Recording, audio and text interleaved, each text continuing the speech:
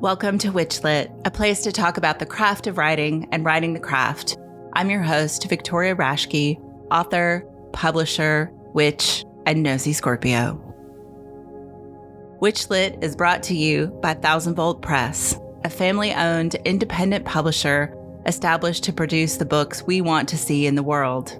Titles including Changing Paths by Yvonne Aborough, Conjuring the Commonplace by Lane Fuller and Corey Thomas Hutchison, A Death in the Dry River by Lisa Allen-Agostini, and my most recent book, Verona Green, can be purchased directly from 1000voltpress.com or wherever you buy books. You can also support the show by buying us a cup of coffee at ko-fi.com/witchlitpodcast. Mas Matthey is a pagan, a witch, and a cult survivor. You might know him from his videos on Instagram and TikTok. He's also an experienced public speaker and published writer. He found the path of paganism after being raised in a deeply homophobic doomsday cult. This journey affects all aspects of his practice and is something he regularly speaks about. As part of his personal practice, he draws on the stories of his family home and birthplace, the Harz Mountains of Germany, as well as his Welsh identity. As a Welsh language speaker based in North Wales, he has a deep connection to this magical landscape and the many stories it safeguards. His queer identity is also important to all that he does, being a core part of who he is. Being raised in a homophobic cult, he knows all too well the harm intolerance and hatred can cause. The importance of queer representation is an important theme in all his work, informed by his personal experience. On a no less important note, he's been told he looks a lot like Buzz Lightyear. His first book, An Apostate's Guide to Witchcraft, will be out September 2024 from Llewellyn. Mas Matthey, welcome to WitchLit. Thank you for having me. It's really nice to be here. It's exciting to talk to you, and I can't wait to dive into the book and just your experience on your pagan journey. But our first question for everybody in this age of Instagram and TikTok and visual media, why write? Why still write books? That is a good question. Because it matters, I think. Well, for me in particular, I grew up just before the visual media generation properly kicked in. So I used to get in trouble for staying up at night, secreting books, and then when my parents walked in the room, quickly dropping them down the side of the bed and pretending I was asleep.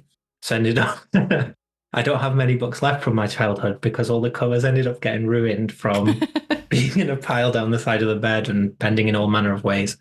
But I grew up immersed in literature, and I think that was really important to my journey and the way I developed as a person. Oh my goodness. Oh, my partner would absolutely adore it. He loves cats. The podcat has joined the conversation because he has to. Absolutely. Honored guest. Most important guest, I think. But yeah, books were so important to me growing up that from about age 9, I wanted to be a writer. I just didn't know what that would look like in practice. It was one of those dreams that's always sort of in the background, something I'd love to do, but probably never will. Mm-hmm. But it's just such a profound way of being able to share. So short form media is great. And I think it's such an important part of the way we can educate ourselves today. But to be able to sit down and immerse yourself in a topic, or in fiction, to just lose yourself in a world of fiction and give that your attention is such a wonderful experience. And I don't think you can lose yourself quite as easily in short form content. It doesn't have quite that same effect. Mm-hmm. So to just be able to sit and be with a subject, be in a world, and to make it something really mindful, I think is important. And to be able to contribute to that in some form brings me a lot of joy. And I don't think that can be underestimated, really. Just the joy of being able to contribute something to the world of literature in some form. Mm-hmm. Yeah, no, that's a really beautiful answer. I'm curious, because you, in the book, you talk a lot about reading fiction and fantasy fiction and Terry Pratchett, bless him. Yeah. Especially, did you imagine that your first book you would get published would be fiction or nonfiction? I think like every aspiring author, I have 2 or 3 finished manuscripts in my desk in front of me at the moment that, they must be about 10 years old by this point. And I was sure that was what my publishing journey would look like. And who knows, in the future, maybe I'll return to that. But that ended up being something more for me. And that's something I still do for me, is to write fiction. But I don't know, I feel like it's a bit scarier putting that out there, because you weave, as much as in my book I directly confront my journey, it's still only in as much as it serves the message of the book itself. Whereas in fiction, you weave so much of yourself into it that you sort of almost can't separate yourself from that work. And putting that out there to me is strangely more terrifying than directly telling my story, if that makes any kind of sense. Yeah, no, it does. It's, I always compare it to like showing your baby to people. Yeah. Like, this, I made this. Please don't tell me it's ugly. Yeah. No, it's definitely always a little bit of a fear, isn't it? How are people going to respond to the thing you've made? Yeah. I mean, I think it's interesting. Like, one of the things that I really enjoyed about your book, and I feel like this is possibly a little bit more of a trend in more recent witchcraft books, is that it is very practical in a lot of ways, but you're also telling your story. So it has this memoir aspect to it, which to me, I think is interesting, because you can only tell someone what the directions mean so many times, right? Like, I feel like people's personal experience of witchcraft is the thing that makes us completely unique. So obviously you've talked about your experience as a public speaker. So was this book hard to write, to kind of go through that part of telling your story? Or are you enough removed from it that you could do it without? It was really difficult at points. There were points where I just had to stop for a couple of weeks and let it be before I came back to it, especially sort of some of the early chapters. I think chapter 2, when I specifically confront sort of life in a cult and how you go about leaving that took me so long to write. Not because it was technically difficult, but emotionally heavy. Yeah. I think that probably ended up being the heaviest chapter of the whole book. But it's also immersing myself in the stories of others and talking to my friends who've also left high control religions and hearing their experience and finding those points of common ground. That was quite difficult, having not just to live my own experience, but to carry the experiences of others, to make sure that I was representative, because I think that was one of the biggest challenges, was not just saying, this is how I did it, so this is how other people could do it, but to find what does work more generally for people. Because I was lucky. I was in a lot of ways very lucky in that I had family members on the outside, and my family after I left also left. And so I had a bit of a soft landing. And a lot of people don't get that. And so I had to make sure I was also accounting for the privileged situation I found myself in, to make sure that I could speak to people who maybe didn't have that fortune. And so that took up a lot of sort of the emotional weight of writing that part of the book. But then there were other bits where I got to dive into sort of, here's maybe the more practical bits. Here's something you can do to maybe put a bit of that shame down, or to absolve yourself of some of that guilt you carry, because that's really pervasive after you've left that environment. And those were such a joy to write that I'd find myself just writing far longer than I'd scheduled to write. So it's kind of that, a bit of a roller coaster, where there were bits where I really did just have to do a little and put it down.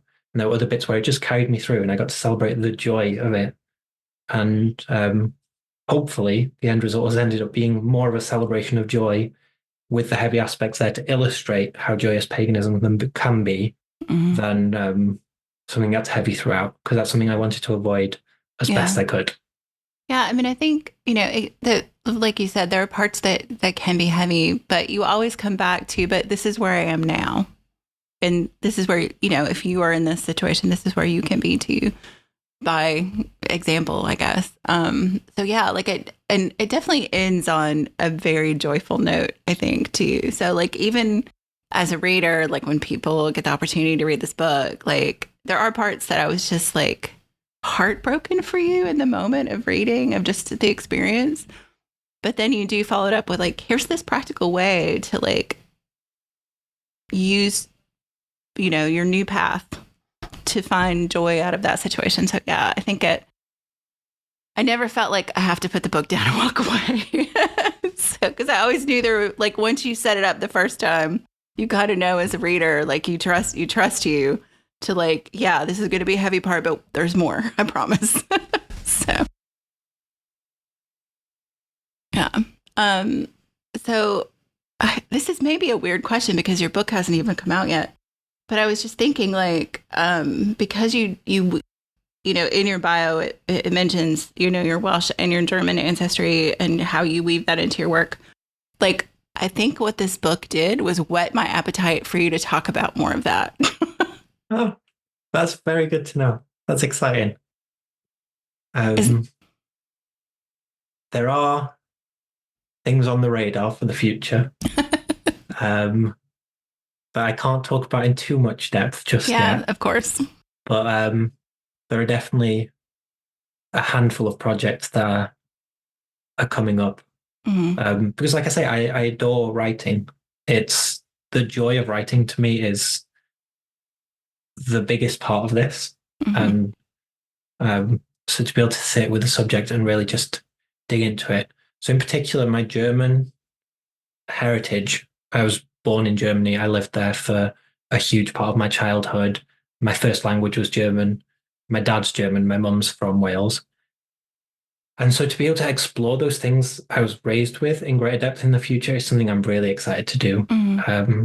Because it's not necessarily something that's talked about that often. And it's something that really means something to me. It's such a big part of my identity. So that's definitely something I want to go to far greater depth in, hopefully in the near future. Yeah. I don't want to be too spoilery since the book isn't out yet, but one of the things that really touched me in the book was talking about your dad growing up in East Germany and that, you know, foraging wasn't just like a hobby, like it was necessary to have like variety in your diet and maybe even enough food. And just the idea that now that you two get to enjoy that together, like it's a joyful thing. Like I really enjoyed that part of it. And having spent a little bit of time in Eastern Europe, it resonated with, I lived in Slovenia and it resonated. That's very much a part of their culture too, is foraging. Like the joke is, you know, if you go to a Slovenian's house for dinner, they'll make a salad out of the yard, basically. So, I love that. Yeah.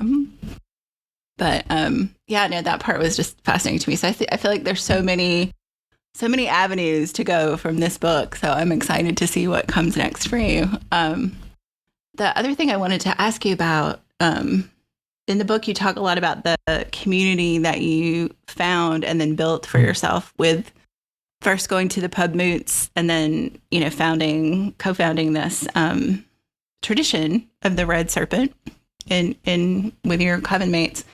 And I wondered, like, thinking, because I know that Mara Starling is one of those people, and other folks may know that too if they know you from Instagram. But I was thinking, not only have you found a group of people to practice with, but you have a group of writers as well.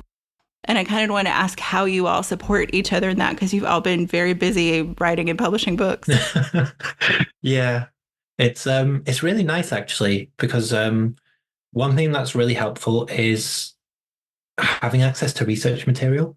Mm-hmm. Because one thing that's really important to all of us within the coven is that any information we put out there is good information. Mm-hmm. Because it's so easy to publish something that's just, here's something I've made up. And then that information gets out there, it spreads, and it becomes something that people reference and look to. And that's something we really wanted to avoid. It's Mara's spoken enough about it, she won't mind me saying, it's the primary reason that she became a writer is because of the bad information about Welsh culture that was put out there. Mm-hmm. And it was an attempt to address that and to go, no, there's really cool, amazing stuff in this culture. Here it is. So to have access to each other's libraries and research materials, that's a lovely thing. But that's just because I love books. So I love going around to Mara's and just raiding the bookshelves. Yeah. But then to have that experience to draw upon as well, and to understand the energy expenditure that comes from writing, and sort of have friends who will give you a bit of space after your deadlines and not get annoyed that you're not as present or available, or people who you can go, hey, I've just written this chapter. I don't think it's great. Can you tell me what I can do to fix it? Or particularly because we're in, by coincidence, a majority queer coven at the moment, when I'm writing on aspects of the queer experience, to have people I can go to and say, here's something I've written about this. Does this resonate with you? That's really nice, because it can be really scary to put aspects of your identity and experience out there. So to have that little bit of validation from people who will understand where you're coming from is really helpful in putting that out. So it's something I really value. And I genuinely don't think I would be being published if I didn't have it, because it's so key to the whole process for me. And to have a partner who also writes with me means at times it can be a bit annoying because we have no time for each other other than sat opposite each other at the table typing away. Yeah. But also it means having that understanding, because it is a really time and labor intensive thing to do. So to have a partner who also loves writing, cares about it, is one thing to put good information out into the world, and will also give me the space to write when I need to, is absolutely key to being able to do this journey and live this life. Yeah.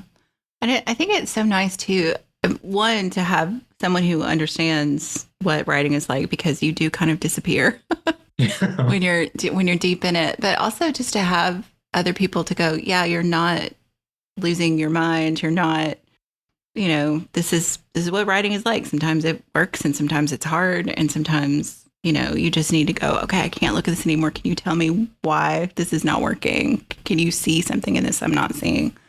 But yeah, it's solitary business. So it's nice to have folks who you can share that community of solitude with, I guess.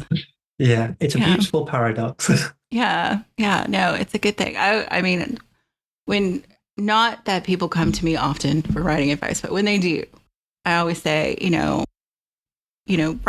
writers write. That's the main thing. Just put your butt in the chair. The second thing is, if you can find a community of writers, it will help you be a better writer. So.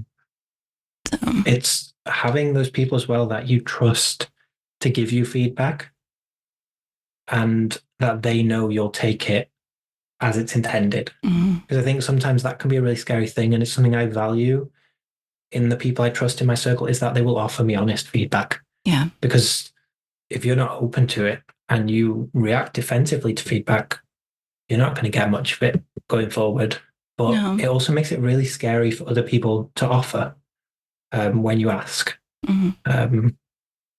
So to have fostered an environment where the people I care about can critique what I do to make it the best it can possibly be before it goes out to the world at large is something I also really value, because I know how hard it can be to offer that in the first place. Yeah. I mean, I think it's important, again, when you have that relationship with other writers, it's really easy to get someone, your friend or a family member, to read your stuff, but they don't want to hurt your feelings. They're going to tell you it's great. They're not going to give you constructive feedback usually, unless they also happen to be writers. But I think that's, something to look to. And like you said, it's a position of trust, because you're going to do it for each other. So that you have the opportunity to say, yeah, this isn't really working. And I always go to the Neil Gaiman, I will butcher this quote, so I will paraphrase it. But basically, when someone tells you something isn't working, they're right. When they tell you how to fix it, they're probably wrong. Yeah. So you've got to figure out how to fix it usually. But it's good for someone to tell you, this isn't working, and this is why I think it's not working. And usually a writer is going to be able better to do that than your mom or somebody. Yeah. Definitely. So I guess because you have this group of writers and witches, do you personally, or do you all have rituals around writing? I mean, obviously, if it's something you can't share that's understandable too. But is there something for you that's like a ritual around your writing? Yeah, so I have specific things that I use within my writing space that helps. So I've got a lantern that I always have a specific candle burning in as I write. Not as the only light to write with, because I think I'd be blind by now, but that's something a little bit symbolic that I've consecrated as part of my writing process. And so while the candle burns, I write. When I finish writing, the candle goes out and it helps. It's lovely. But then there's a few rituals around specific points and milestones of the writing process that we sort of do together. So little dedications, invocations, incantations when it comes to places like submitting it and the first draft. There's always a little something we'll all get together as a group and do, and a little points around the journey that sort of the milestones of the project, I guess. Yeah. But then one thing that's really helpful, that's not quite a practice based around the writing, but it's being able to then write incantations for ritual is a lot nicer when you have a little bit of writing experience. So Maura creates a lot of incantations for our coven. I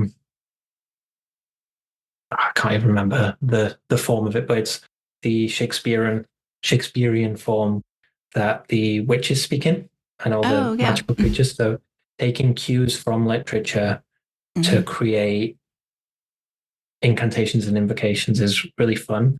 And it helps to create that rhythm, which I think is really important in creating a magical space and a magical energy and just getting everyone into the mindset of it. Plus, it makes it a lot easier to memorize.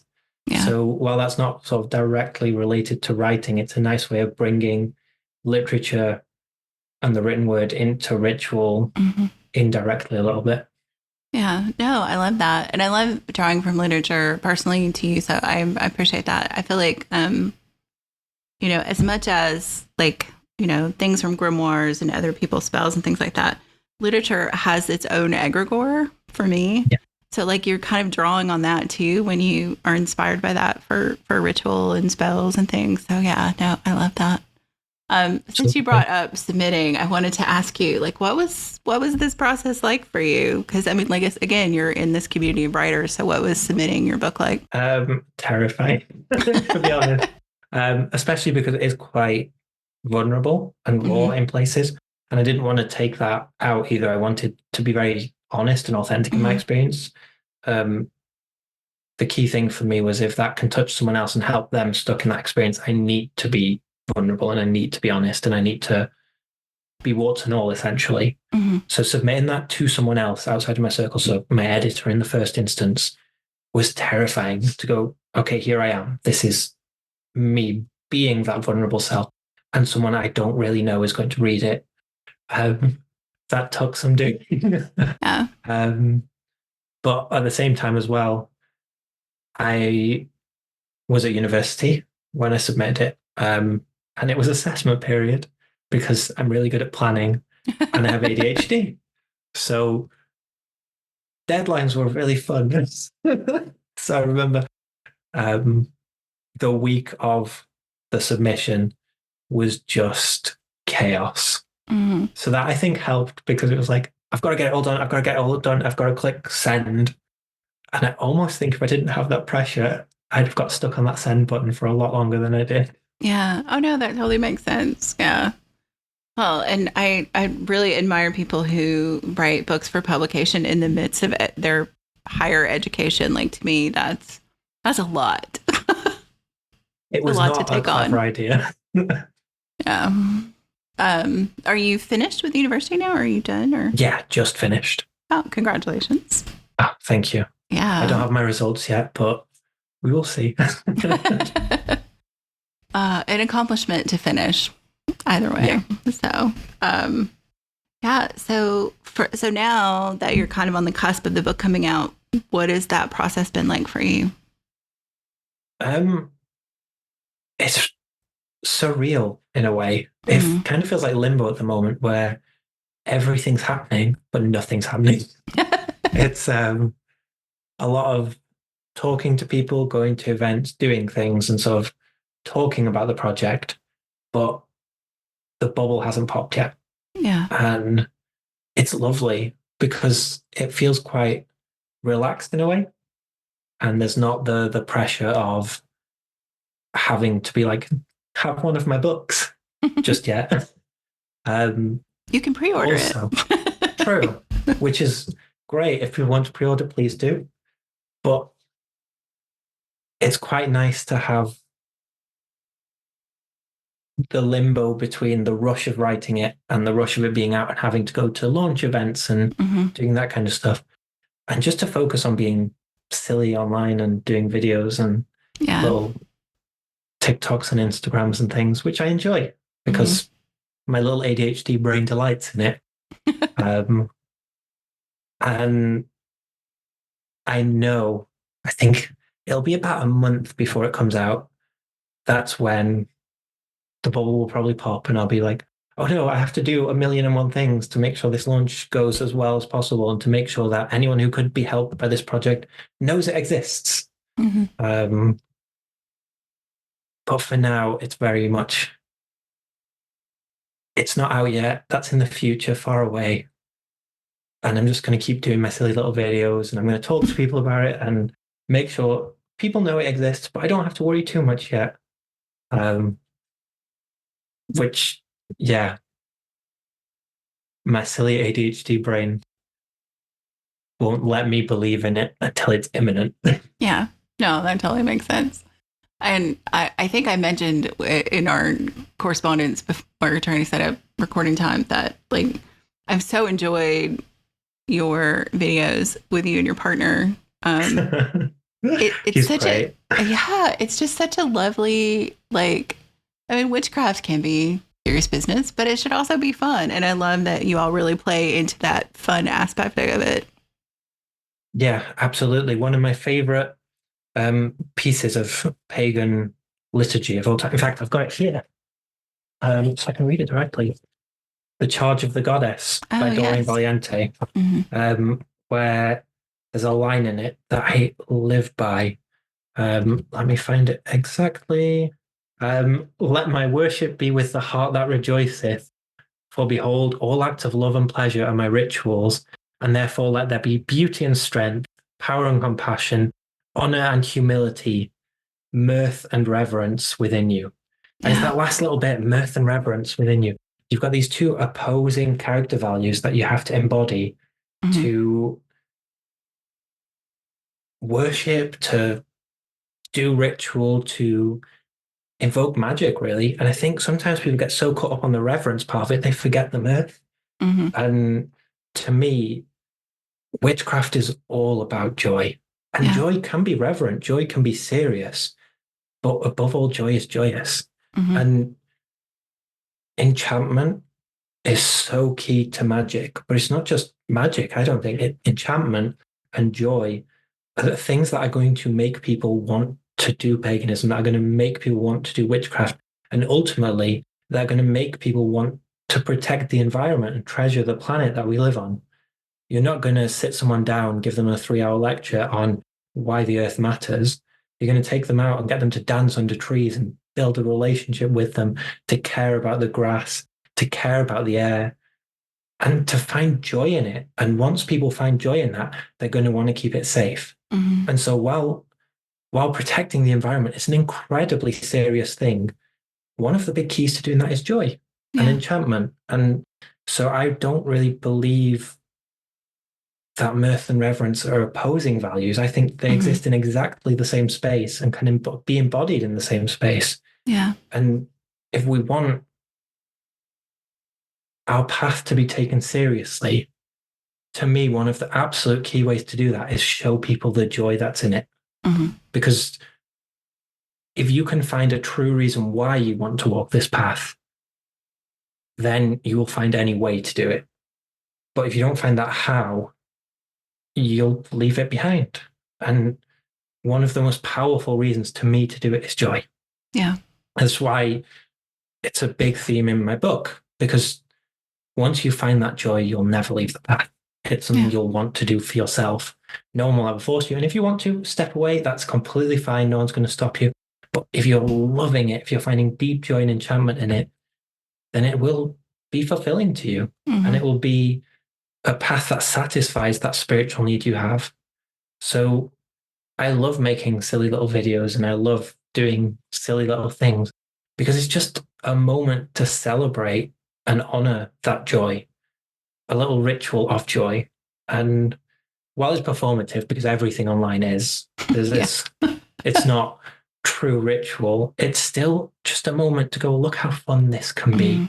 We don't need to all be in black cloaks in the middle of the forest at midnight, chanting under our breath and being very serious. While that can be fun, sometimes you can just run around under the sun and have a bit of fun and talk about fairies and be in love. Yeah. And that can be as much pagan as anything else, I think. Yeah. And that's the end of that sermon. No, I will happily put a soapbox out for you for that. No, I think it's so true. And I feel like you bring this up in the book and it really resonated with me is that, one of the things about, because I grew up, obviously in a Christian culture, and I grew up in a not very Christian household, but we did go to church and I was a seeker at a young age. So I went to a lot of churches trying to figure out what it's all about. But, as an older person, like figuring out like in college and later that basically we had stripped all of the mysticism and magic out of Christianity was just heartbreaking to me. Like maybe that's why it never resonated, because the magic and enchantment had kind of been stripped from it. Yeah. I think that's something that you can risk doing in any kind of spiritual practice as well. When you become too serious about it, that's not to say you shouldn't take it seriously. I think that's really important. But to be overly serious risks taking that magic out of it and that joy. And then you start deciding that your way is the only way and you've got it right and you've figured out the answers and everyone else has to do it your way. And then you start preaching and then all of a sudden you've become something completely different than when you started your path. Yeah. Whereas a focus on that joy sort of respects the fact that however someone finds that is valid for them and their path and their journey. And that there are a million different ways to achieve that. And I think that's really beautiful. Yeah. I also think witches are really good at like kind of poking each other's ego bubbles. Very much. Which helps a lot, I think, in that not taking yourself too seriously aspect. So I was thinking about you reading from The Charge of the Goddess, and this is probably a strange segue, but I was thinking, you mentioned that German was your first language and you're a Welsh speaker, and this book is written in English, which clearly you are also fluent in. I mean, if you basically, I hope so. I'm not sure, to be honest. Well, I mean, there's a lot of people who speak English who I sometimes wonder about, but what, I mean, like, I guess, how does that work in your brain? Like when you're creating? It's really fun. There's a few examples from my childhood with my parents. I will not draw any to mind now because as soon as I want to, they're gone. But my parents will laugh at me sometimes and they'll remember a sentence I said as a kid where I just swapped between the languages, seemingly at random throughout. There's one. Dwi eisiau piece of käse. I want a piece of cheese. That says way too much about me at 12 years old. That was the first thing I say when I come home from school. But so I was raised in Germany to a German-speaking dad, and my mum spoke German. She'd learned it not long before I was born, but she also spoke English. So I was raised with both languages at home. So my English followed not long after my German. Right. And then when we moved over here, I was put into Welsh primary school. And because I had the two languages to draw on, I picked up Welsh very quickly. And also I was about 8 or 9 years old. Yeah. So I ended up learning Welsh quite quickly, which was really helpful. I hated it as a child because I had to do it in a school environment. You chafe against it a little bit. You just want to be rebellious. Yeah. And so I was never appreciative of being in Welsh school as a child. Once I left, I'm so grateful to my parents. It's the best thing they could have ever done for me. But it did, when I was very young, sometimes get a bit confusing and difficult for them because they're not Welsh speakers themselves. But I think gives a certain depth and richness to the language you then choose to use. So I think it helps me be able to write in English because I have the options of the way the other languages express themselves. And that sometimes can help with word choices or alternatives, if that makes any kind of sense. Yeah. And you can sort of find a depth around certain terms by seeing how they translate or why they don't translate in some instances. And that's something I do really love and go down some fun rabbit holes with. Oh, yeah, I bet. I mean, I grew up, in the United States, in the South especially, grew up only speaking English. I took Spanish in high school. And then I went to Slovenia and studied Slovenian, which has no relation to Spanish at all, except the grammar is Latin grammar. But one of the things that struck me as an adult learning a language, which is so much harder, I wish someone had put me into an immersion language as a child, but is that you really start to think about your own language in a completely different way once you figure out how something else is structured. And I've been studying German to kind of reconnect with my German ancestry, and just the overlap between German and Old English that I studied in college has been very weird to see. It's like, oh, that totally makes sense now. But yeah, I think stepping outside of your birth language or your first language totally changes your brain, how your brain is wired around language. Definitely. And it's really interesting because that example of the German and the Old English is fascinating because, again, for some of those future projects I'm working on, looking at sort of things like the Old English charms that we have and comparing them to things that are done in Germany, like the Nine Herbs charm, which isn't quite Old English. It's Saxon, isn't it? But looking at the way the language and the culture values the number 9 in a magical way, and the way that modern cultures still find so much magic in that number and how that matters. And that's really fun. I think that has really helped deepen my personal practice, is being able to look at sources, particularly German language sources, Welsh language sources, English language sources, draw on them and find those commonalities, but also when, where, and why things are done differently. So it's a massive diversion and detour, so I'll be very brief.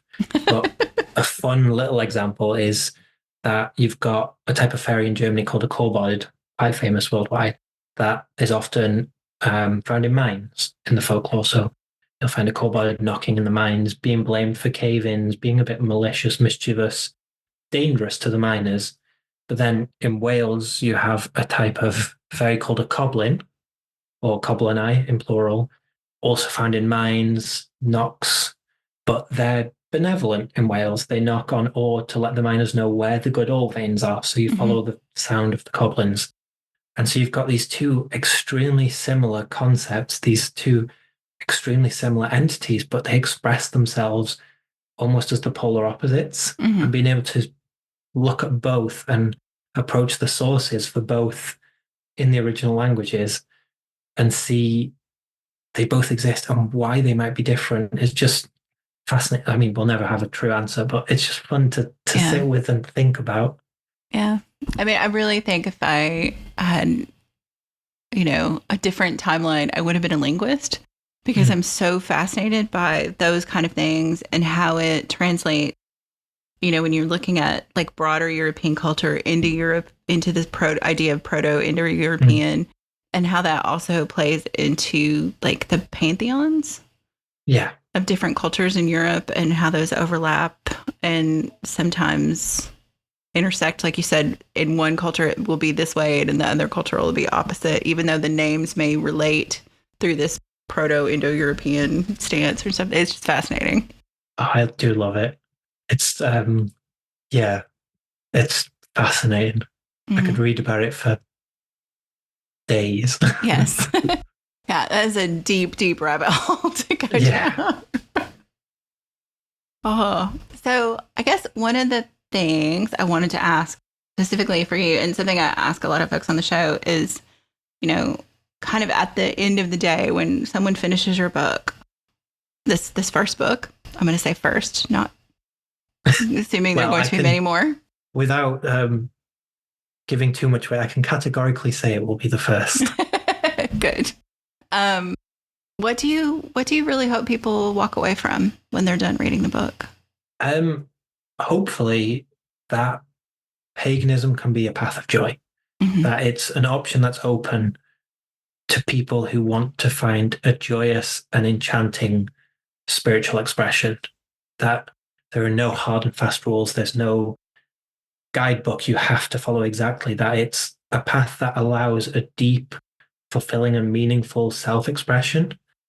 And that if you happen to find yourself in a circumstance where that's taken from you or you're deprived of that, that there are ways to escape, that there are ways to get out of highly controlling religious environments, that it's not hopeless.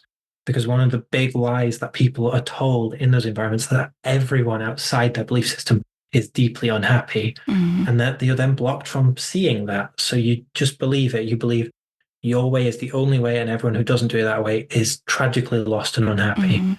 So if someone reads that book by some magical coincidence while they're stuck in that environment, if they can see that this is a path that offers a deep joy and a true sense of enchantment, then I'll be very happy. Yeah. No, that's beautiful. And I think, not reading the book as someone who did not have that experience growing up. Like I said, I was never forced to go to church. I kind of went on my own and then was like, it's not for me. But I still think there's so many things to take away from it, because we are so encultured in North America, in Europe, in this Christian overculture, that we get some of those messages even if we aren't in those positions where that's all we get. Definitely. It's such a strange thing, because it's something I've spoken at length about in The Coven, because Mara grew up without a religion, essentially. She grew up pagan from a very young age, but was never forced into Christianity in any way. My partner sort of flirted with Christianity, but wasn't culturally Christian at all. And so, but still, they've picked up on just those expressions in everyday language that are so Christian. The overculture permeates everything, from simple things like "oh my God" as an expression, or Jesus Christ. Like, they are inherently Christian things. Or one thing that really surprised me, because I obviously knew it would be an element of my upbringing I carried with me and had to process and deconstruct, but even people who've never been raised Christian, because of the overcultural influences, sort of default to monotheism in their thinking. So there's this thing where pagans who've been raised pagan, but obviously exposed to the Christian way of thinking, have the idea that their gods are always watching, or that there's this one big God in charge and they can only sort of think and relate to one God at a time. And even people who've never been Christian have to take a little bit of time to deconstruct that, to approach a truly polytheistic worldview. Yeah. And that I found really strange, that it's just so culturally pervasive that whether we realize it or not, on some level, it does influence our thinking. Yeah. And I when you bring that up in the book, I think it was interesting to me to think about, like, my own, like, how is that, like, ingrained in me? And I think that the gods are always watching thing was a thing I had to figure out. And part of it was coming to the conclusion, and I think you say this in the book too, like, they have other things to do. They're not that, it's not all about you. So, I mean, that to me is like the ultimate, like, poking that ego bubble. It's not all about me. They have other things to do. So it's fun, isn't it? It's but then again, in a Christian worldview, it kind of has to be all about you, because you've got to follow the rules. So someone has to be policing it at all times. Otherwise, what's the point? Yeah. Oh, well, I am certain between linguistics, I can't even say that word now. My tongue isn't working. My lingua is not working. And all of this, we could talk for hours and days. We do try to keep it to an hour. Very fair. Yes, but I wanted to give you an opportunity to kind of tell folks where to find your work, what's coming up. Obviously, the book will come out, I think, the week after this airs. So, Brilliant. That's what's very on the good timing. horizon? Yeah. So yeah, a week after this airs, the book will be out in Apostate's Guide to Witchcraft. So I guess when this airs, it'll be available to pre-order, which if you're at all interested in anything you've heard, you can do wherever you prefer. That's been one of the really exciting things about the journey so far is looking at sort of the local bookshops and seeing my book available to pre-order there. So you can support local booksellers or wherever you want to go to pre-order the book, or wait a week and buy it in person from one of those places, or request to get it in. I'm, as I've mentioned on all the social medias, as Moss Matthey or Magic of the Moss. And you're welcome to come follow me and see me being silly online and doing silly little videos, mostly with my partner or my coven. And you can come say hi. Yeah. Or I've got a website.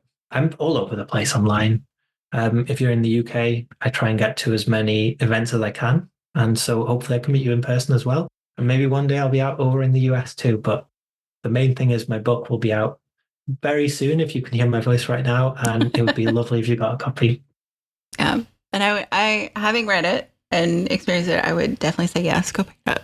Even if that has not been your journey, I think there's something to glean from it. Thank you. Yeah. So our last question for everybody is a little bit of a game of chance. Ooh, and I always fun. joke that I'm a double Scorpio, so I don't know how to do small talk. Mm. I always want to ask people like, what do you think about death? Or what, So we'll roll a die. Then. Yeah. So I'll roll a die. And 6 Scorpio placements. Yeah. Oh, you know then. You know what this is like. Yeah. So I'll roll a die, and depending on what I roll, you'll get a question about death, sex, religion, politics, or money. And if I roll a 6, you get to pick what you want. And you can also pass if you don't want to talk about that. Okay. And it's related to your work or, something. I try not to like completely left field people. So let's see what we get today. For politics, are you in? Absolutely. Okay. I mean, it's a great time to be talking it. Yeah, really. Yeah, especially when this airs. It'll be very close for. When are the elections in the UK? 4th of July. Oh, okay. So they'll be done by the time this comes out, but ours will be on their horizon. And unfortunately, like the ones in the UK, they don't just affect us. So you mentioned in the book that being a witch, being a queer person is inherently political. That is just who we are. So what obligation do you think a witch, a queer person, a queer witch has to those around them in the community, however you define that? I think we all have a massive obligation to each other to create a sense of community in the first place. I think that's sometimes something that's lost, is that a community doesn't happen by accident. A community is an act of participation. It's not just something that you can take from. I think sometimes, I've been guilty of this in the past, of viewing community like a commodity that, I'm lonely, I need a community I can take from, but without giving to it, it's not there. So creating a space where people feel safe, valid, and free to be themselves, it's essential. And you can see that as a selfish act if that's what gets you to do it, because only by creating community will you have it available to you when you need it. But it's also an inherently selfless thing, because at times you're going to have to give more to your community than you get from it, because that's part of creating it.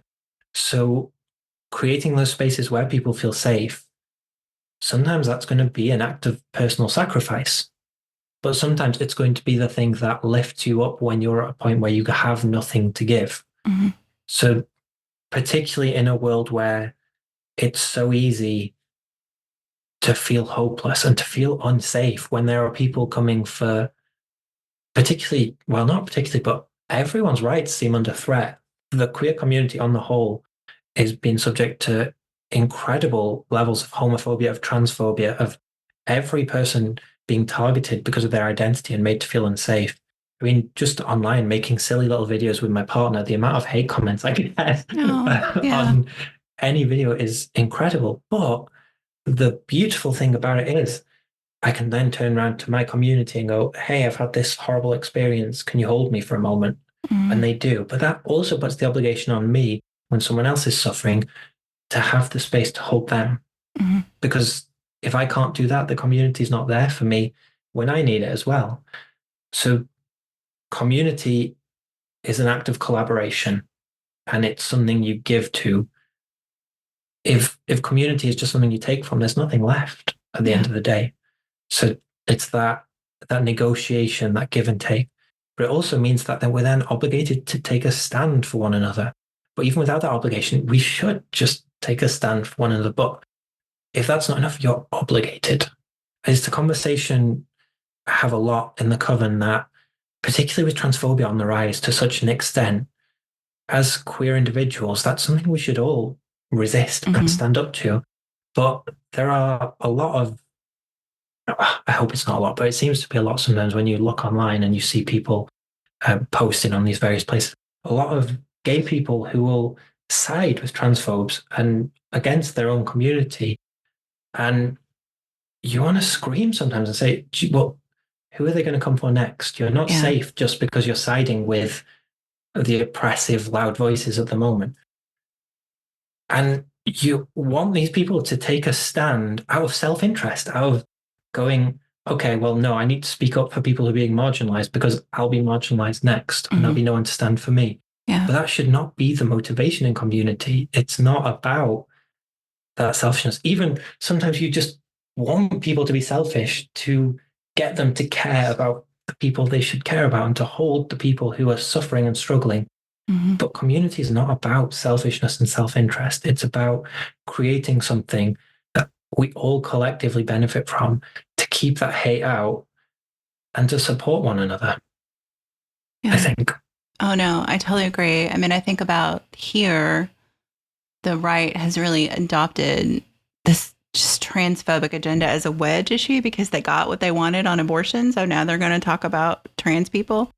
And I'm like, these things are interlaced. Bodily autonomy is bodily autonomy for everybody. And if you're a person who can give birth, you are in the same fight as a trans person to have bodily autonomy. And I feel like so many people, like you said, just don't see that it doesn't stop with one group ever. In history, that's never been true. So, absolutely. It's why the term queer resonates so strongly with me, because it helps create that community beyond sort of the things that divide us. The idea of queer community is something I adore. The idea that all of those people outside of gender norms, of sort of the heterosexual norms of society, that we have more that unites us than divides us, and that we can create that space where we're all safe together and can hold each other. And I think there's something really powerful in that. Where it puts the obligation on us then to stand up and create those spaces, because they're not just going to happen. Yeah.